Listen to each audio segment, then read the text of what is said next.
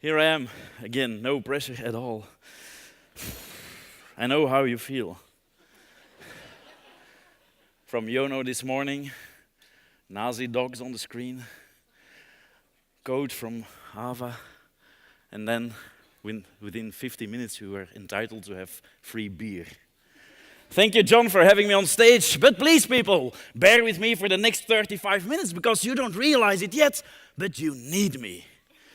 And I'm Karl from AG Consult, and that's also my Twitter handle, @AGConsult, and I love to read your feedback on Twitter. And the last time I checked, we were number 6 with CGEM 7 as a trending topic, so please get it up in the top 3. Do it for John. This was an amazing conference, wasn't it? Thank you.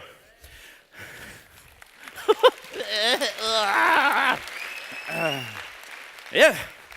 And I'm in this business of user research, usability, UX, conversion optimization, growth hacking, digital growth, whatever you call it, since 2001. And that means that I've worked for lots and lots of clients, but unfortunately, most of them don't allow me to share cases with you. But luckily enough, some of them do.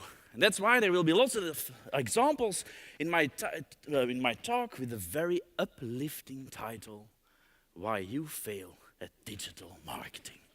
Well, not you, but everybody already went home, of course, and all those people not here. And I know that in the brochure it said that I was going to talk about pricing and persuasion tips, and I made a presentation, and then John called me and said, Karl, I want you to do the other one. But you can download the one that I had prepared at conversion.agconsult.com/cgem. Maybe I come back next year, 2 years, and do another one. Thank you, John, for all this. Now, to get this started, I'm going to do a little quiz. I'm going to show you 2 variations of 2 pages in total. I'm going to ask you which variation do you think leads to more conversions, more sales, more revenue.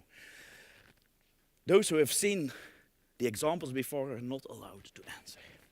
Now, let's start with an easy one. This is a product detail page on the website of Barco, and they sell television screens and projectors. And here you have the call to action right on top of the page, even before you can see what the page is about. And then there's another call to action at the bottom of the page, where probably most people already left the page. And in the other example of variation, the call to action is here, and it's programmed that way that wherever you are on the page, the call to action is always visible. So if you scroll, you can always get the quote. So the question is easy. What do you think led to more conversions? Who votes for this one? 2, 3, 4, 5, 6, 7, 10 people. 12, 13, 15. Whoa. Who votes for this one? Yeah. I can see you if you don't vote. I have eyes. So I think it's about 85% for this one and 15% for that one. We will have the answer in about 1 minute. This is another example. This is the product detail page of the website of Ardennes Etappe, where you can book a holiday home in the Ardennes, which is a nice area in Belgium. Of course, we did the test on desktop, so the dotted line wasn't there in reality, but it was the average page fault, and we will talk about page fault later on. And I think this version was made by a designer who thinks that everything should be above the fold. Because we have images, we have text, we have icons, we have the price, we have a book now button, you can select the date and you can see what other people think of it. And then you have, the rest of the page. In the other version, above the fold, we have images, because probably a photo is important when you want to book a holiday home. And here are the 5 USPs why you should rent a holiday home from Ardennes Etappe and not from a competitor. Once again, easy question. What do you think led to more bookings, more reservations? Who votes for this one? Who votes for that one? 60, 40, 50, 50. The answer in about 5 minutes. That's a persuasion technique. So you got one. Now, let's get this party started. Although it's not really a party, because I'm going to tell you 8 reasons why you suck at digital marketing. And the first one is, you don't know shit. Because you had it wrong. And lots of people had it wrong. And the difference is huge. And this is not a gamble. This is something you really should know. Because in 2004, Jacob Nielsen already did a study where he proved that the right-hand bar of the internet on the detail page is not very popular. And we saw something similar when we did user testing around the same period, and we wrote an article about the death of the right-hand bar. And in 2010, Don Norman and Nielsen, they wrote a new article saying, okay, about 500, 600 pixels, people fall asleep. And last year in March, Google finally ditched the right-hand bar. And still, when we see this, we're like, no! And you can laugh, and yeah, but it's a problem. When I did this in Belgium for a room full of designers and front-end developers, 97% did it wrong. But these are the people that make your websites, and they don't know shit either. And the problem is that we act on gut feeling, on autopilot. But you have to know the facts. You have to know what works and what doesn't work online, on desktop, mobile, speech interfaces, whatever. And it's still there. This is a test we did on the website of Yoast, one of the most popular plugins for WordPress. This is their blog, the right-hand bar, advertisement for a course, A/B test. We moved it to the center part. There were 50% more clicks and 4% more sales. Duh. Reason number 2. You, or maybe your boss, or your marketing manager, whatever you are, thinks that design should be visually impressive. When I started in this business around 16 years ago, as a usability person, half of the websites were made in Adobe Flash. Because it's a screen and it has to move. It's nice. And whatever we did as usability people, and I was not alone, those designers, they never listened to us because they say, oh, it's nice. So we were all very happy when Apple, with the iPad, they killed Flash. And we were like, yeah. But also the designers were like, yeah, because then they had, oh, we have HTML5, we can have video backgrounds. This is the biggest banking website in Belgium. Please tell me, why is there a couple driving around in a Vespa? Why do they get out of their Vespa? Why do they take a selfie stick? Why do they walk so slowly? And why do they do this? How does this sell you more? And then we have those designers and marketers saying, oh, Karl, but Airbnb does something similar. And I'm like, really? I know that Airbnb, when they started, they had a it was 4 seconds, background slowly moving. And I think then they hired a conversion team. This is Airbnb. The background is gone. Because they know that white space has never killed a visitor before. And even Netflix, and Netflix is in the business of selling you things that move on a screen, they don't have a video background. And I think they make more money than you. I think it's a better idea, especially here in winter, to just burn your money instead of spending it to a video background. Your return on investment will be higher because it doesn't work. Video backgrounds are the new sliders, and sliders suck because they're a distraction. And we know it. We know the story about sliders for 15 years. And still so many websites, oh yes, also here in Sweden, have those sliders. This is the biggest supermarket chain in Belgium. Why do they do it?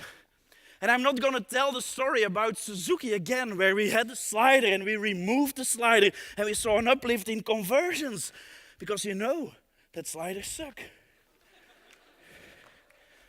And the reason why they suck is that you're shouting for attention, and Jerry mentioned that before. That doesn't work. It doesn't work in real life, and it doesn't work online.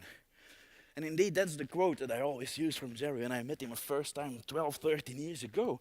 It's like advertising, offline marketing, is about getting attention. Your billboard next to the road, your radio commercial, your TV commercial, your ad in a newspaper, but also your Facebook ad, maybe even your AdWord should attract my attention. But once I'm on your website and once I'm in your physical store, you should pay attention to my needs as a visitor, as a customer. Reason number 3, and this is typically for humanity, I think. You believe what you want to believe. And there are so many things, but I'm going to talk only about one thing. It's one thing that also keeps us busy for 15 years. The discussions going on about the page fault. Does it exist or doesn't it exist? And I know that there's no such thing as one page fault nowadays. We have several ones, but what we're talking about is what you see in the viewport without scrolling. Does it impact the engagement of the visitor? And the answer is yes. Although there are a lot of designers and marketers who like websites like this. Is there live below 600 pixels? Is there live below the page fault? And then there's the tip of the iceberg, and then you start scrolling, and then it's like, you see you're scrolling? The page fault doesn't exist. And then you have the god of UX himself saying the fault was a concept introduced by someone who was clearly a moron, and it was backed up by other conservatives with hidden agendas like Norman and Nielsen. And then you have Matt Trimaci. The fault is for fools. Well, Matt, I have news for you. You are the fool. Because this is something we did last year, and it was on a website where they sell a smart thermostat, something like the Nest. And the page started with a widescreen video. And what you see here is the click heat map. Do you know what the most clicked item on the page was? The pause button. To stop the fucking video.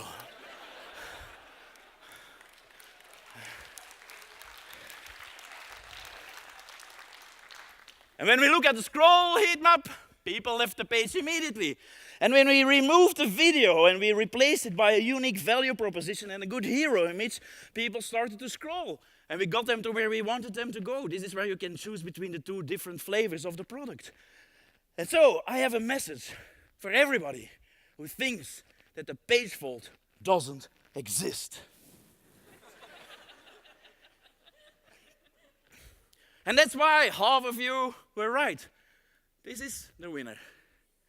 Yes. Yes, I'm good at internet marketing. And this also, it wasn't a gamble. We saw it. This was the original page. When we did a click heat map, we saw that people really loved images. They wanted to see more images, but there was not a lot of activity going on the rest of the page. The scroll heat map, back. The scroll heat map made it clear that the page fault on the average desktop was really unfortunately. And when we did a survey and we asked people, because Tiffany said it this morning, you have to have curiosity, ask questions. When we did a survey and we just asked, hey, what is important when you look for a holiday home? People said, of course, things like pricing and the way it looks and the location. But also they were wondering, can I bring my pet? And you say it's for 16 people, but how many rooms and how many bathrooms are there? So that's why we needed all that information. And it's not very cluttered. It's okay to do it. But what is visible without scrolling really impacts the engagement of your visitors. And what I've been telling until now is that yes, you can have amazing uplifts from design changes, but I hope you agree that most of these websites kind of sucked. And the problem is once your website is kind of okay, you need more effort. And Amy was here talking about copy, and that's very important. And it's not just playing with copy, but it's to change your copy so it changes behavior of your visitors. And then we go to reason number 4, why you are not very good at internet marketing. And that is that you want to show off with your products. You want to show off with your service. You want to talk about what you're selling. This is an example of a website where they sell car parts. And there's a bullet list, another bullet list, and photos. But most of the copy on the page is about specifications. It's like, the epoxy glass is special treated so it can hold hail balls the size of a tennis ball. And the iron elements, they're treated very well so you are entitled to have a 10-year rust-free guarantee and stuff like that. And when I see a page like that, I always wonder, is that why people buy a car part? No, this is 10-year rust-free and this one only 8. Whoa. Is that really the reason? And you can think about it for ages, you can have meetings, but meetings are bullshit. You have to ask your customer. So we just asked them, why are you looking for a car part? And the answers were kind of okay. And we also sent an email survey with 3 questions to everybody who had bought a car part the last year. And question number 1 was, what convinced you the most to buy a car part from us? What we learned from that question was that after 3 months, people have no idea.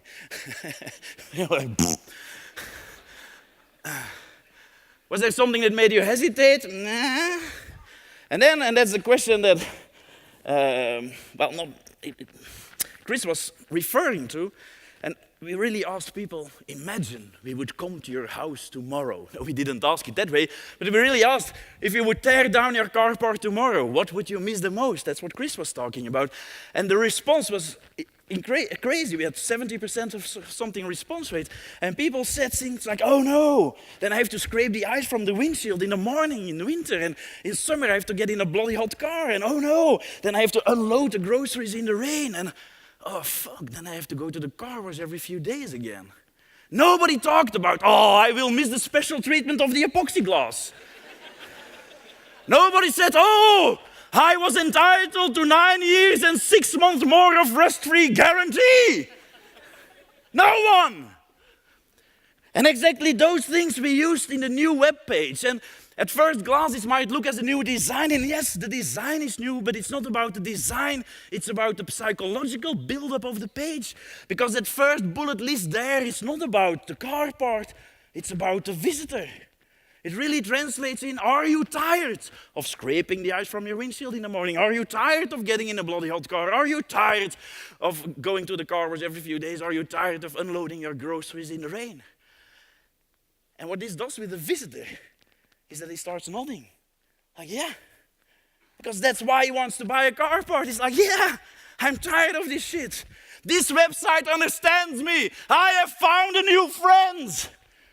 Okay, it doesn't go that way, but the nodding is true. But the fact that people start nodding like yes, yes, yes, changes their mindset, changes how they think. They come into a positive mood, and then, bam, cha-king, we have more requests for quotes.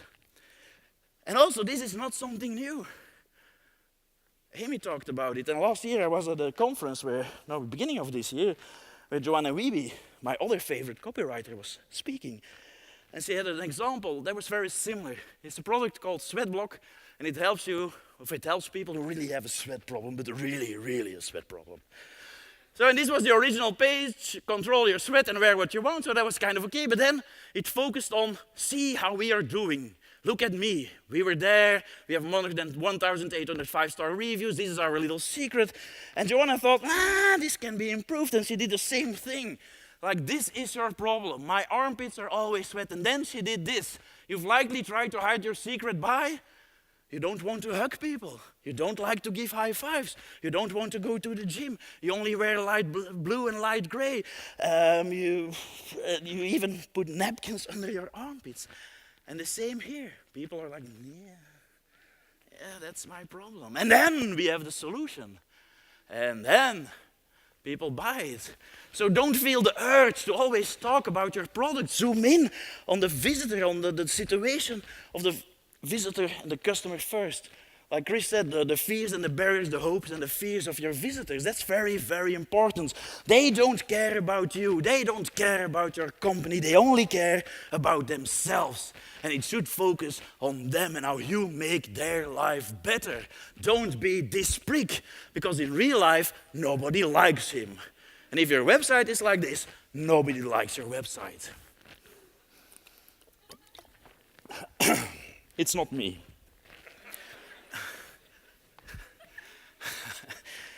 Same problem, call to actions. A lot of call to actions are focused on what you want as a company and not what the visitor wants.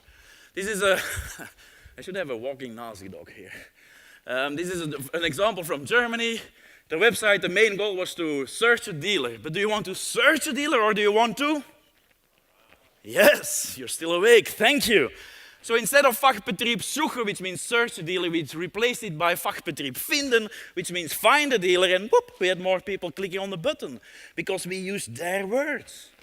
So don't use, if you're in the service industry, don't use ask a quote, but get a quote. And when do you want it? Next week, tomorrow, or? Yes. And do you want to receive a quote or my quote and your quote? Thank you for your cooperation. And I know this is theory, but we tested it. This was get a quote on a website, and then somebody from that company called and said, yes, Karl, but sometimes this is not true. Because sometimes we don't have enough information, and then we have to call the person first, and only then we can make a quote. So technically this is not correct. Can you replace it with contact sales? Yes. And then the same person said, yes, Karl, but you told that your button should be personalized, like me, you, your, okay? So can you change it into contact us? And I was like, that's not exactly what I meant. So just for fun, we did another test and we changed it to get your quote now and bam. Because once again, this is about the visitor, about the customer, and not about you. And Amy was talking about the customer disconnect, and so many websites, they use blah, blah, blah copy. This is Karl Gilis. We have Karl Gilis here in Sweden too. And of course, most people arriving on this website, they want to repair or replace one of their windows. And this reads, make an appointment. But it isn't very specific. So we changed it to a text, lots of text, tack, tack, tack, what you get, what is your guarantees, how does it work? And the second top task we noticed was that people were like, where is the nearest service center of Karl Gilis? Is it next to me? So this is that. So the page returned from something zen to but did work. I can't say the exact amount, but it's like very good. They ordered for the next year, so it's good. But don't be afraid of this. And just, please, marketing people, stop bullshitting.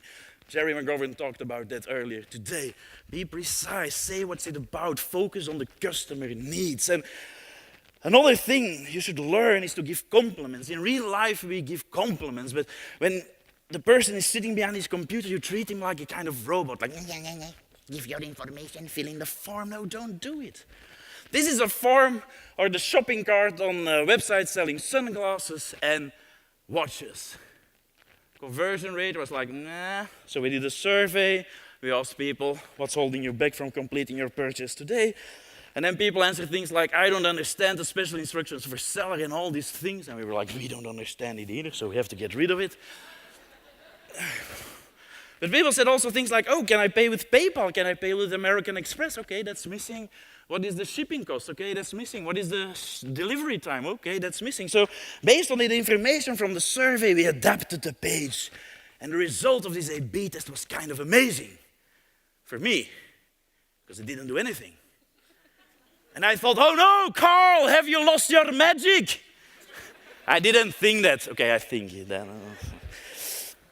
But then we went back to the answers in the survey and we noticed that we didn't do a lot with a certain type of answers, and all those answers had to do with insecurity.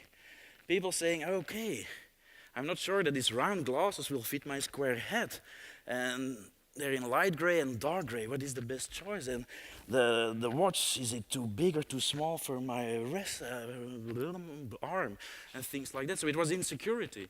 And then somebody of our team said, yeah, that is exactly what happens in a real shop. The shopping assistant, male or female, when you do something else, it's like, yeah, good choice.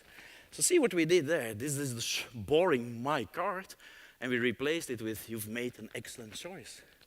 It's a compliment, and it's bam. And this is not something new. Go to booking.com, and you will have compliments all the time. Like, yeah, you've made a choice. Yeah, man, you booked the cheapest room. What is the loyalty program of booking.com? What is the name? Genius. You book 5 rooms and they call you a genius. Like, yeah, I can book 5 rooms on the internet. It's incredible. But those things work. Do it. And I'm so happy that nobody is shouting like, oh, did I just notice that Comic Sense increased conversion rate? Because it's not about Comic Sense. If you think this is about Comic Sense, you don't care about words. And if you don't care about words, you're a decorator and not a designer.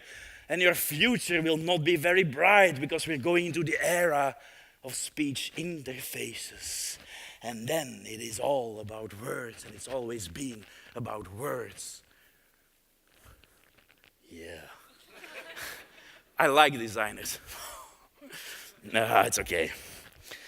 And then to end this conference on a happy note, you're egocentric. Imagine that you would go to a website of a petrol station brand. Maybe, I don't know, in Sweden if you have lots of company cars. In Belgium we do, and then we have a fleet card and stuff like that. But if you go to a petrol station brand such as Shell, Circle K, ST1, you know, X, is that also here? What would you do there? What would be your goal? What do you want to find out on a website of a petrol station brand? Yes, shout it aloud! I'm still awake. Duh? Opening hours, prices, nearest station, locations. Everybody agrees, also the ones already asleep? Yes, thank you. So, a few weeks ago I was in the UK, so I went to the website of British Petroleum, and this...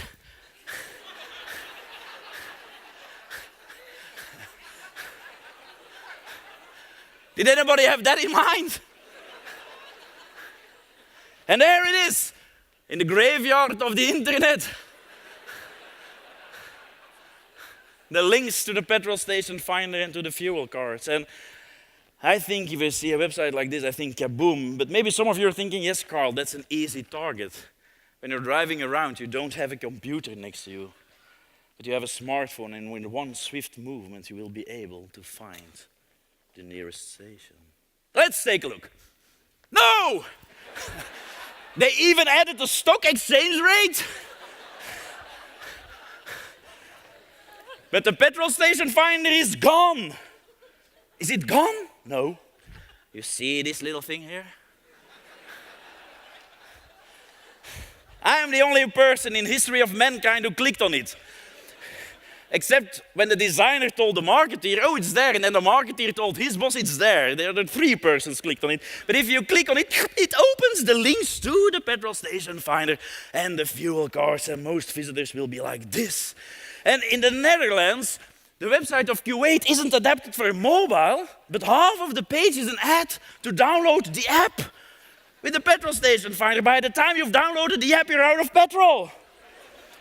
But luckily, you can have a wildkorf met uurkutut, een putopad met uskrem en rud chips at Circle K.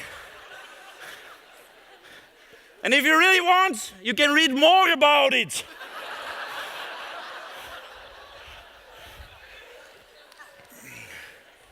But luckily, they have a good breakfast at OK Kuwait. And if you click on P-stationen, which is the station finder, I would guess they added a photo of a tree. And on mobile, you see this little thing? You can close it. It's not important. We have a good burger. It's better than petrol.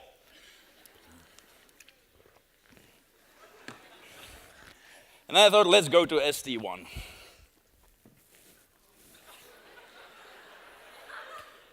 This is the homepage. And then I like this one. Do you have questions? Oh, yes. And then at the end, have you found what you were looking for?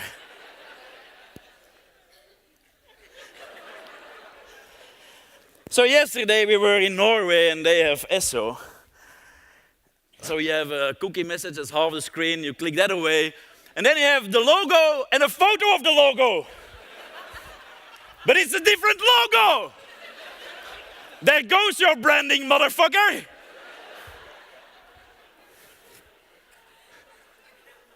Do you want to find petrol in your neighborhood? Oh yes, please, in my garden. But okay, anyway. You have to scroll, and then you have a button, find a station, and a link, find a station near me. I think this guy is driving around for 40 years. Which button should I choose? But if you click on it, somebody thought, oh, let's add a photo of a petrol station, because never ever in my life I have seen a petrol station. And I'm like, oh yes, this is a petrol station. And then I have to scroll again. And now there's a search and a link, and I can download the app. And I was in my hotel room in Oslo, and I started typing, oh, and it said, do you want to find petrol stations in Ontario, Ohio? What do you think? So I typed in Oslo, and then it said it's 12 degrees. I have a car with windows. I can see what weather it is. And this is your customer. And I hope you don't make the same mistakes in the same degree, but I think you have to look again at your website. And the main problem why we see all these terrible websites, and like the examples we've seen today, is that people ask the wrong question. They start asking the question, what is the goal of my website? And your web agency probably asks you, what is the goal of your website? But in the very nature of that question is the problem, because then it turns you into ego mode. You're like, oh, I want to tell people about the portrait awards. And I want to tell people that we have a nice sandwich. And you forget the main task, what Jerry McGovern calls the top tasks. And this is so important, and the question should be, what is the goal of my visitors? And if you would do that, then you will probably have a homepage where, based on geolocation, you show the nearest petrol station with the opening hours and the most important stuff. And you know what the result of that would be? That your customer is happy. And never, ever, ever forget this, because this is what we're doing it for. Should be the goal of every single one of you in this room, to make your visitor happy. That is our job, and what a great job it is. Because if you give your visitors what they want, they will give you what you want. And in ordinary words, it's their money. But it's about retention, it's about lifetime value. We've heard those words before. And if I can summarize my talk, and maybe it's also the summary of the whole day, you should stop selling the way you want to sell stuff, and you should start selling the way people want to buy your stuff. And this is a very small difference in words, but it's a big difference in mindset. And it's only with that mindset that you will survive online. Thank you.